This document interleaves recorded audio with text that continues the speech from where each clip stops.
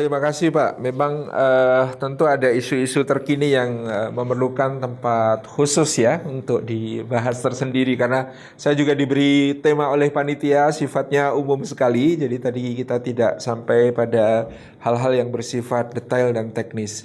Tapi ya memang tugas kita untuk senantiasa yad'una ilal khairi wa ya'muruna bil ma'ruf wa yanhauna 'anil munkar wa ulaika humul muflihun ya. Kita harus senantiasa eh, menjadi orang-orang yang mencoba untuk yad'una ilal khair, ya mengajak sebanyak mungkin orang kepada kebaikan, ya'muruna bil ma'ruf, ya menegakkan dan memerintahkan kepada yang baik dan bajik ya, dan sekaligus mencegah hal-hal yang mungkar. Dan mungkar itu kan cirinya gampang. Sebenarnya akal sehat manusia secara umum menolak, itu disebut sebagai mungkar. Nah, termasuk misalnya tentang khamar, ya. Dia masuk dalam bagian dari maqasidus syariah ad-daruriyah atau tujuan diturunkannya syariat secara primer, yaitu hifdzul aql, untuk menjaga akal manusia. Dan kalau sudah menjaga akal manusia, maka kemudian dia akan menjaga hal-hal yang lain. Ya, karena memang khamr ini dijuluki oleh sebagian ulama sebagai ummul khaba'ith atau ibu dari segala kerusakan dan kejahatan. Ya, pernah ada dalam kisah di Bani Israel, sebagaimana disebutkan Rasulullah SAW, bahwa ada seseorang yang dibujuk oleh setan untuk melakukan keburukan. Ya. Jadi caranya setan ini justru menyamar menjadi seorang ahli ibadah yang sangat tekun. Lalu ahli ibadah yang hendak digoda oleh setan ini jadi tertarik sama setan yang menyamar menjadi ahli ibadah ini. Sehingga dia ingin berguru bagaimana caranya bisa beribadah sekuat kamu, sekhusyuk kamu, ya seindah kamu. Kata setan yang menyamar menjadi ahli ibadah itu, ya kalau saya ini bisa khusyuk, bisa sangat-sangat giat, sangat-sangat tekun beribadah, karena saya selalu ingat dosa saya ya. Jadi kalau kamu mau menjadi setekun saya, segiat saya, sekhusyuk saya dalam ibadah, ya kamu harus berdosa dulu. Ya, ini godaannya setan di sini. Jadi tipuannya setan di sini. Ya kamu harus berdosa dulu. Waduh, oh gitu ya tipsnya ya. Jadi seakan-akan dia membagi tips caranya beribadah yang khusyuk, ternyata adalah dengan berdosa dulu. Ya, ya maka kemudian si ahli ibadah itu apa yang harus saya lakukan? Ya dosa misalnya bunuh orang gitu ya. Nanti kamu setelah bunuh orang pasti ibadahnya jadi khusyuk ya.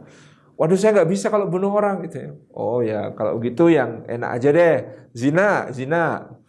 Aduh kalau zina saya nggak berani gitu kan. Aduh apalagi ya. Akhirnya kemudian dari semua pilihan yang diajukan setan, dia milih minum khamr. Dia memilih untuk menjadi seorang yang mabuk ya dengan minum khamr. Dia pikir itu dosa yang ringan dan mudah gitu ya. Tapi ternyata ketika minum khamr, akalnya hilang, hawa nafsunya bangkit, dia melihat seorang perempuan, kemudian perempuan ini diperkosa, akhirnya terjadi perzinahan, kemudian karena takut perempuan ini akan membocorkan atau menjadikan dia ditangkap, maka dia membunuh perempuan tersebut. Ya. Jadi lengkap dari minum khamr, jadi berzina, jadi membunuh. Itu yang terjadi pada orang tersebut sehingga naudzubillah min dzalik dia kemudian mati dalam keadaan su'ul khatimah dan berhasillah misi dari setan. Jadi kenapa disebut ummul khaba'is? Karena dengan keadaan terhilangkannya akal karena tutupan khamr ini, karena pengaruh khamr ini bisa menimbulkan kejahatan yang lain, termasuk yang terbukti tadi yang Bapak dosen sampaikan tentang kasus penembakan sampai menewaskan beberapa orang. Ya ini keprihatinan kita bersama.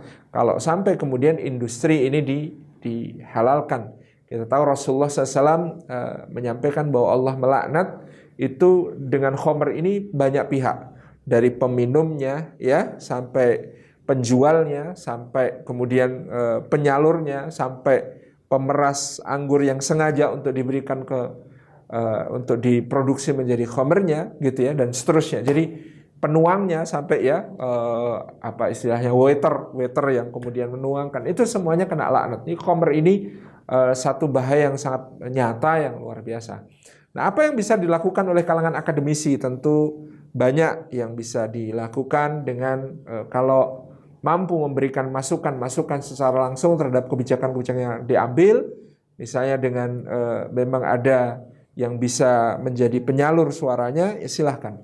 Kalau tidak mampu maka dengan lisan, maka kita bisa menulis opini, kita bisa menyebarkan pemahaman yang sahih kepada masyarakat terkait dengan bahaya ini, kemudian bersuara di media ya dan lain sebagainya, di berbagai kajian, menerbitkan penelitian-penelitian yang sudah ada terkait dengan bahaya dan seperti apa sebenarnya dampak dari legalisasi industri miras dan seterusnya. Dan kemudian tentu bisa memberikan alternatif-alternatif yang memungkinkan untuk investasi-investasi yang lebih produktif dan tidak memberikan bahaya-bahaya besar seperti industri miras. Wallahu a'lam bishawab.